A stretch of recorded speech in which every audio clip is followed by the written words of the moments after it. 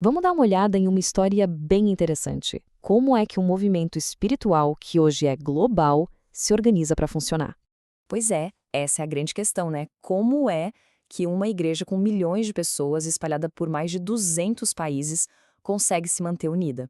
E olha, essa pergunta foi um desafio enorme para a Igreja Adventista lá no comecinho, quando ela começou a crescer muito rápido pelo mundo. E como acontece muitas vezes, com o sucesso veio também um problema novo, um problema grande: o risco do caos, da desunião. Os primeiros líderes, eles perceberam uma coisa: sem um mínimo de estrutura, a missão da igreja corria um perigo constante. Já em 1875, uma das cofundadoras, Ellen White, chamou atenção para isso. Ela falou sobre a necessidade de ter ordem, regras, uma certa disciplina, sabe? Para proteger essa igreja que não parava de crescer. Ok, então o problema estava na mesa. Mas antes de sair buscando soluções humanas, a igreja fez algo importante.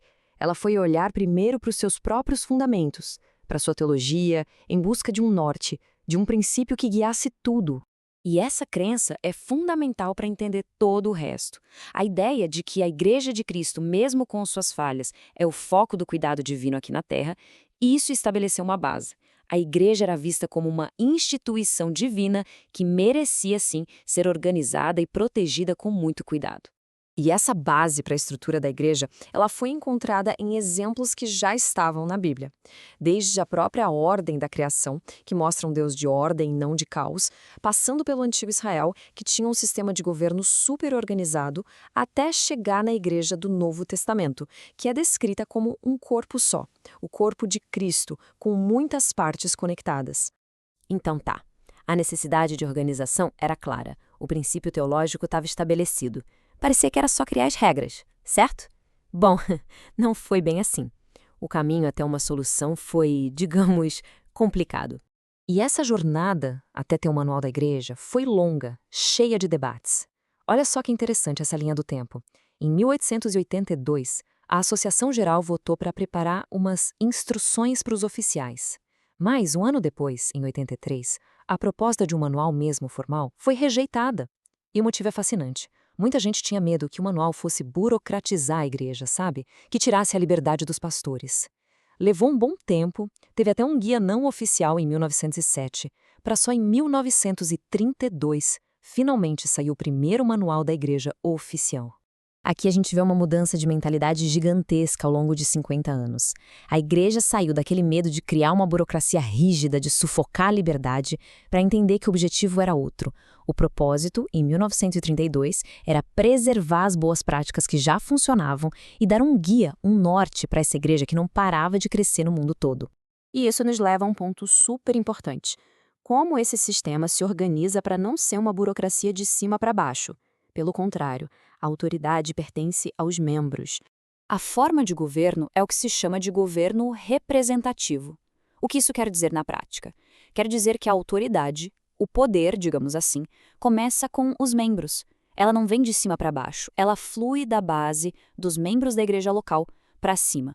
E esse fluxo fica bem claro aqui. Olha só como funciona. Tudo começa com os membros da igreja local. São eles que elegem os oficiais da sua própria igreja. Depois, as igrejas locais elegem representantes, os delegados, para a Assembleia da Associação Local. Aí, as associações elegem delegados para a Assembleia da União. E as uniões, por sua vez, elegem os delegados para a Assembleia da Associação Geral. É uma escadinha, onde cada nível é escolhido pelo nível de baixo. É um sistema que sobe, não que desce.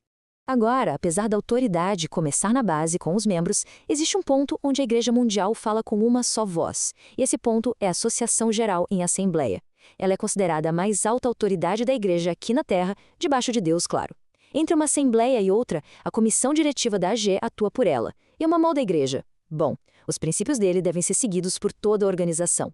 E aí entra uma sacada genial do manual, para equilibrar o que é global com o que é local. Pensa no manual como se fosse uma árvore.